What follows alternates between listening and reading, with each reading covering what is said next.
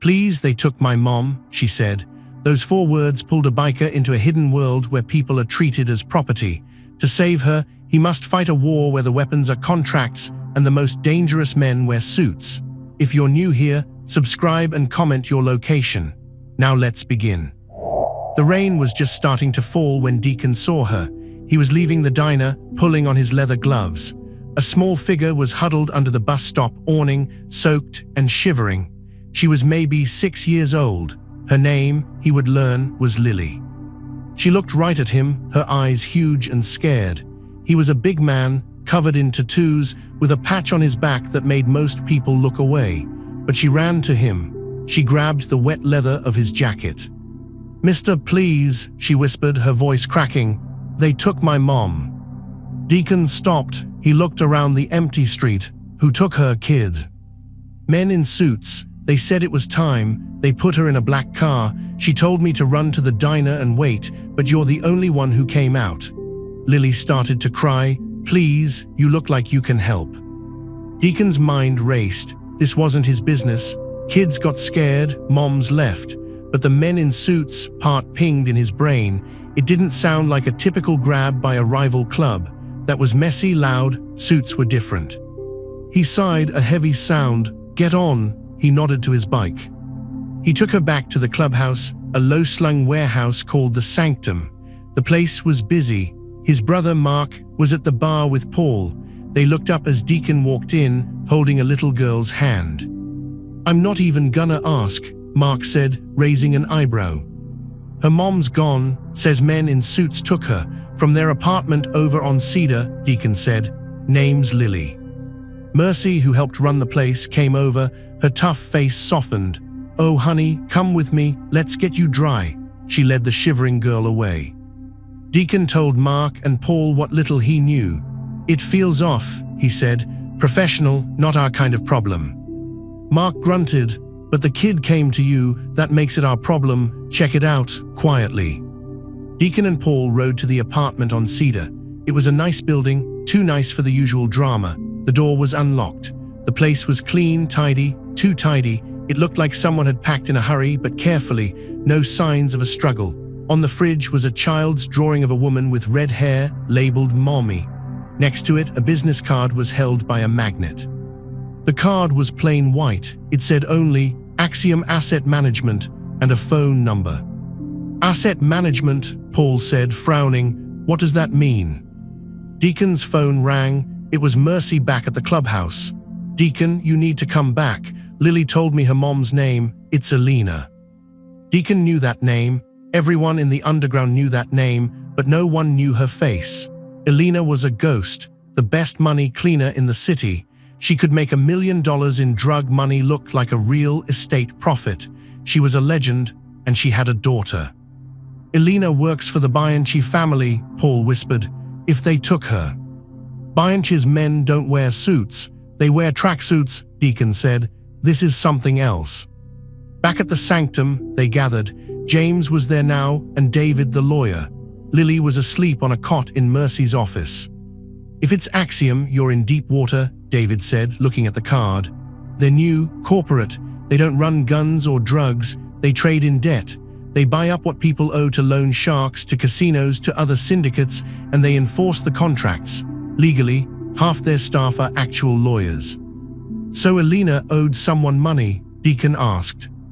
"More likely," David said. "She was the money. Her talent was her value. My guess, she worked for Bianchi to pay off a debt. Axiom bought that debt from Bianchi. Now she works for them. It's all perfectly legal on paper, a transfer of contract labor." Deacon felt sick. They repossessed a person. "They recovered an asset," David corrected, his voice grim. "To them, she's a sentient supercomputer for moving money. Finding her won't be a raid on a warehouse. It'll be an office building." Deacon stood up. "Then I'll go to an office building." It took 2 days of digging. Axiom's headquarters was a shiny glass tower in the financial district. Deacon couldn't just walk in, but he had an idea. He needed someone who looked like they belonged. He called Rita, James's wife. She was a teacher, but she had a smart, professional look. He explained the situation. I just need you to walk in, get a feel for the security, the layout, maybe see a directory, that's it." Rita agreed. The next morning, dressed in a sharp blazer, she walked into the Axiom lobby. It was all cool marble and quiet. The security desk was serious. She pretended to be looking for a fictional business seminar, glanced at the building directory. She saw it, Axiom Asset Management, floors 24-26. She also saw the keycard readers on the elevator banks. She reported back, "It's a fortress, Deacon. You're not getting up there without an appointment or a keycard." While Deacon wrestled with that, Lily was at the clubhouse. She followed Mercy around. The big, tough bikers tried to act normal. Paul, the scariest looking of them all, tried to make her a peanut butter sandwich. He used a whole jar. It was a huge, messy mountain on a plate. Lily giggled for the first time. "That's too much," she said. Paul blushed. "You said you were hungry." It was a light moment in the dark. Deacon knew he needed inside help. He reached out to his contacts. He found a disgruntled IT guy who had done some work for Axiom. The man was afraid, but money talked.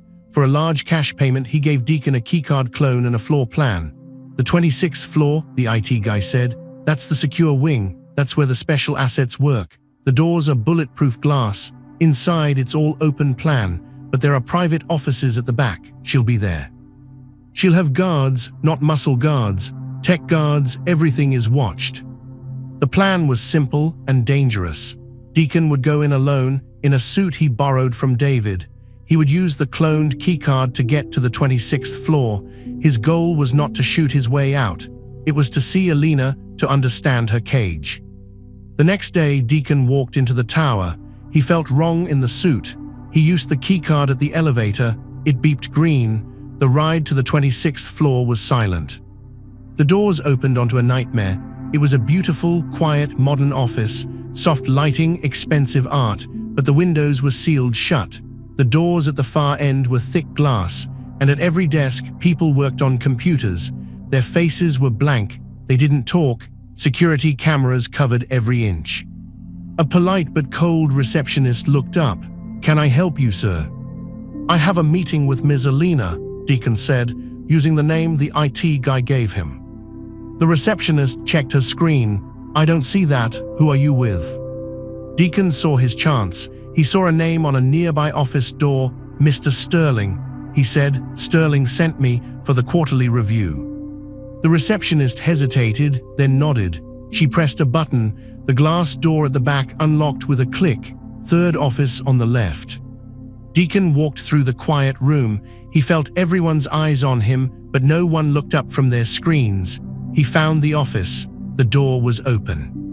Inside, a woman with red hair was staring at 3 computer monitors. Her fingers flew across the keyboard. She was beautiful, but pale, like she hadn't seen the sun in months. She had Lily's eyes. "Alina," Deacon said softly. She jumped, her hand going to a small panic button on her desk. She stared at him, at the suit that didn't fit him, at the tattoos on his neck. "Who are you? How did you get in here?" "Lily sent me." At the mention of her daughter's name, Alina's tough mask cracked. A wave of pain and fear crossed her face. She quickly looked at a camera in the corner of the room, then back at him. "You have to leave. Now, if they see you talking to me." "I'm not leaving without you. Your daughter is safe. She's with my family." Alina shook her head, her eyes desperate. "You don't understand. I can't leave. It's not a lock. It's a contract. I owe Axiom $9,400,000. Every day I work, the debt goes down a little. If I leave, I breach the contract. They will sue me into oblivion. They will take Lily as a dependent asset. They will win. They always win." "So we break the contract," Deacon said. "You can't, it's ironclad. It was reviewed by 100 lawyers. I signed it. I was desperate. My husband was sick. The medical debt, Bianchi offered a way out. Then Axiom bought the debt. They own me, Deacon." She knew his name. She knew who he was. She had probably laundered money for his rivals. "There's always a weakness," Deacon said. "Always." Just then, the door opened. A man in an expensive gray suit walked in. He was in his 40s, clean-cut, with a calm smile. "Mr. Sterling." "I see we have a guest," Sterling said. He wasn't scared, he was amused.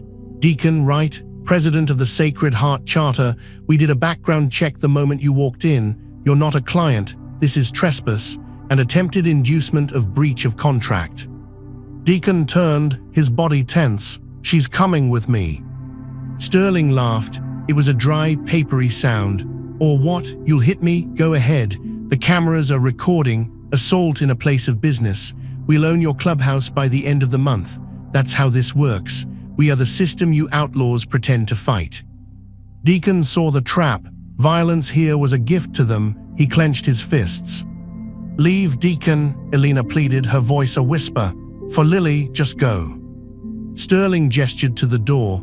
"The police are already on their way for the trespass. I suggest you're gone before they arrive. And don't think of coming back. Next time we litigate, we'll take the child for her own stability. We have the paperwork ready." Defeated, burning with a cold fury, Deacon walked out. He rode back to the sanctum feeling emptier than ever. He had found her cage, and it was stronger than any prison he knew how to break. Back at the clubhouse, he told everyone what happened. The room was silent. How do you fight an enemy that wants you to throw a punch? David, the lawyer, spoke first. "We need to find a flaw in the contract. Axiom is new. They're greedy. Greedy people make mistakes. We need their own paperwork." "How?" Mark asked. "We need someone on the inside," James said. "Not to grab her, to grab files." Rita, who had been listening, spoke up. "I could get a job there. I have a clean record, a teaching degree. I could apply for an admin position." It was a huge risk, but it was the only play. Rita's application to Axiom was a nerve-wracking process. David helped her craft a fake resume, highlighting office skills but leaving her teaching history vague. She used the name Jessica Miller. A week later, she got a call for an interview. Deacon drove her to the glass tower, his jaw tight with tension. "You don't have to do this," he said, for the 10th time. "Lily deserves her mom back," Rita said simply, "and James would want me to help." She smoothed her skirt and walked inside. The interview was for a junior administrative assistant on the 20th floor, not the secure 26th, but it was a foot in the door. The woman interviewing her was named Stella. She was sharp, with tired eyes. "Why do you want to work at Axiom, Jessica?" Stella asked. "Stability," Rita said, sounding believable. "I'm good with systems. I like things being in order." She got the job. She started 2 days later. Her first task was boring, filing digital invoices, but it gave her access to the internal network. On her first coffee break, she memorized the security badge colors. Blue badges like hers worked on floors 2023. Yellow badges were for IT and maintenance. Red badges, she saw only once, were for the secure floors 24-26. She reported back every night. "The place is a ghost town of people," she told the club in the sanctum. "Everyone is quiet. Everyone looks tired. The security guards don't look tough, but they watch everything, and there are cameras everywhere." Meanwhile, Deacon was spending time with Lily and with Elena in a strange new way. He couldn't visit her in person again, but David, using his legal credentials, managed to set up a series of client meetings with Axiom. He brought Deacon as a financial consultant for a fictional business. It was thin, but it worked for short visits. In Sterling's sterile conference room, Deacon would sit across from Elena. Sterling or another manager was always present. They talked in code. Deacon would ask about account management. Elena would answer with numbers that meant nothing, but her eyes told a different story. They were full of fear, but also a growing spark of hope.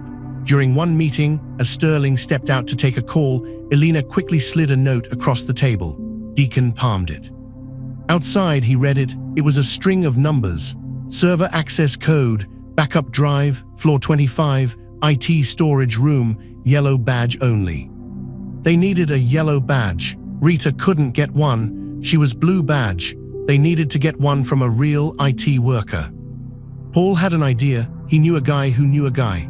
The next day, an Axiom IT employee named Leo walked into his favorite bar after work. He was a nervous man. He liked to have one drink to forget his job. That night, a very large, friendly biker named Paul sat next to him. Paul bought him a drink, then another. They talked about computers. Paul pretended to know nothing, which made Leo feel smart. Leo complained about his bosses at Axiom. They treat us like robots, Leo said, always watching the red floor people. They're the worst, like ghosts. By the third drink, Leo was unsteady. Paul helped him get some air out the back door.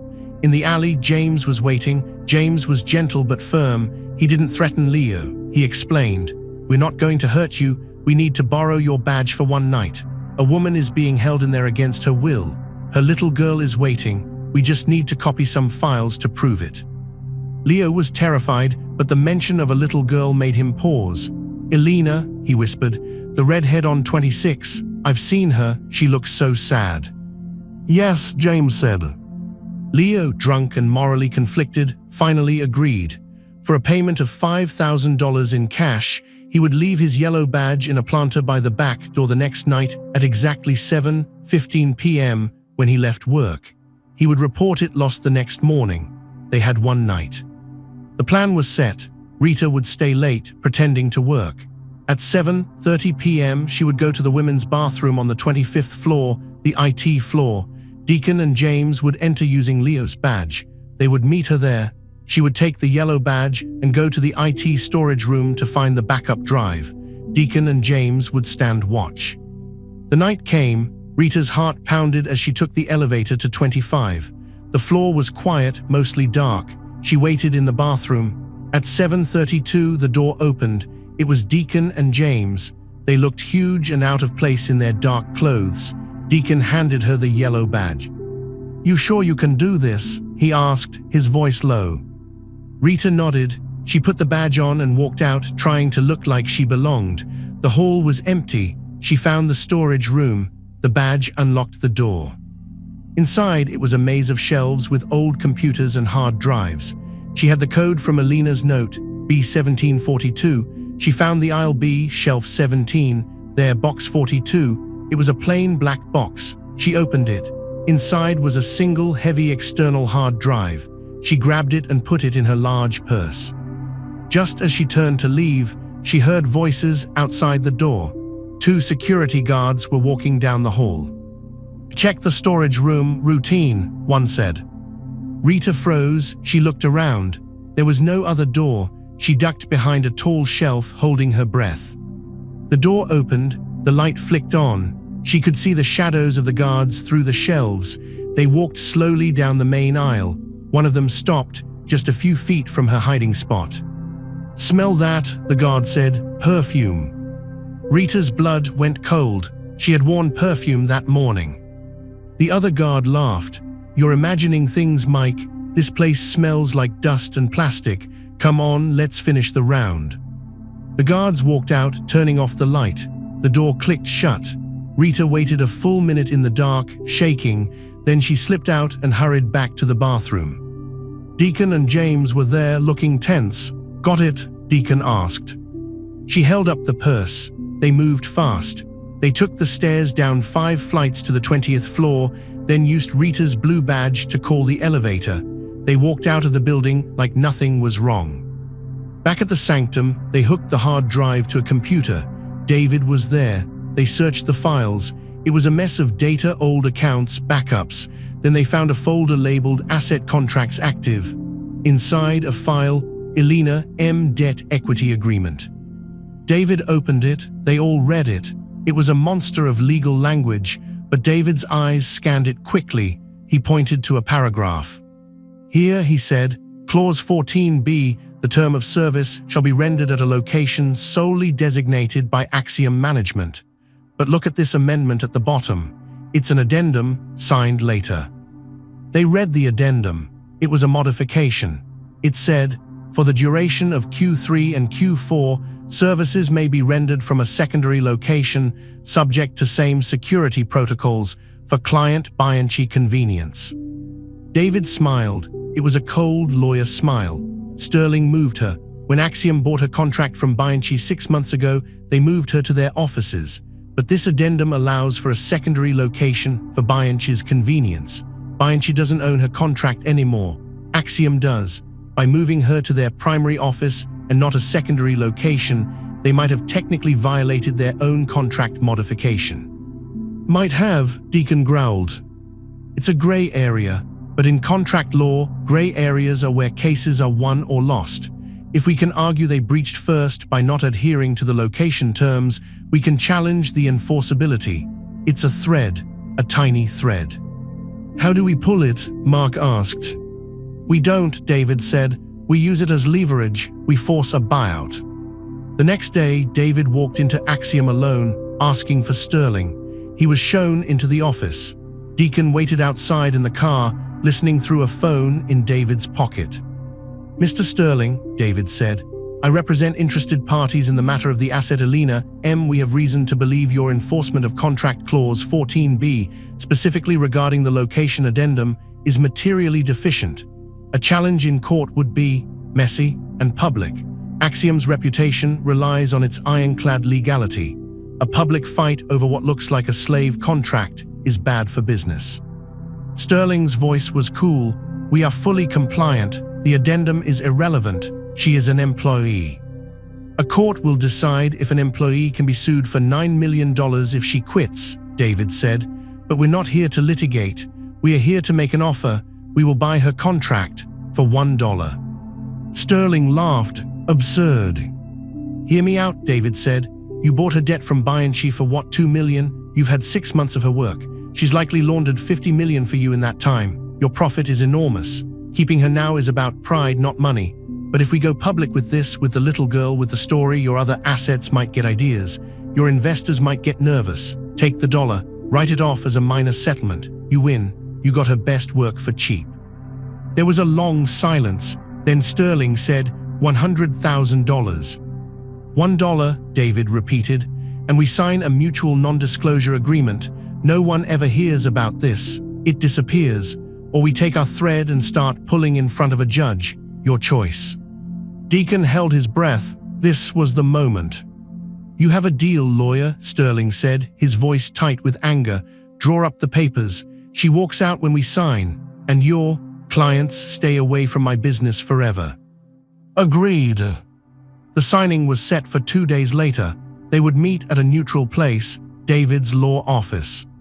The night before the signing, Deacon had one last client meeting with Alina. Sterling was there, but he was cold and silent. When the meeting ended, as Alina stood to leave, she looked at Deacon. Her eyes were full of tears. But she smiled. It was a small, brave smile. Deacon felt something shift in his chest, a deep, protective feeling that was more than just about saving someone in trouble. The day of the signing arrived. David's office was quiet.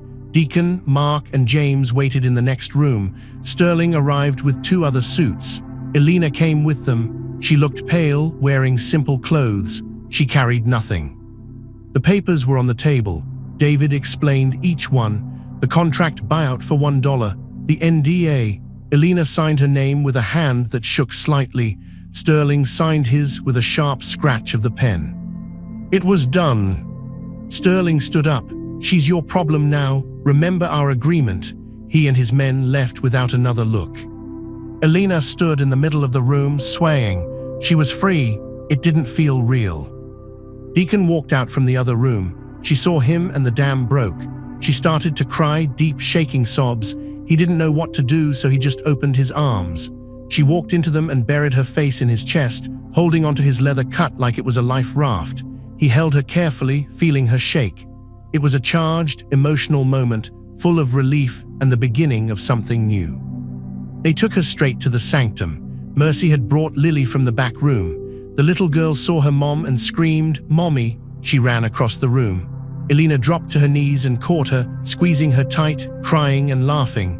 The whole club watched, tough men looking away, clearing their throats, pretending not to be moved. It was a happy ending, but it wasn't the end. Alina and Lily needed a safe place. The club owned a few apartments. They put her in one close by. Deacon checked on them every day. At first, it was just to make sure they were okay. Then it became a habit. He'd bring groceries. He'd fix a leaky faucet.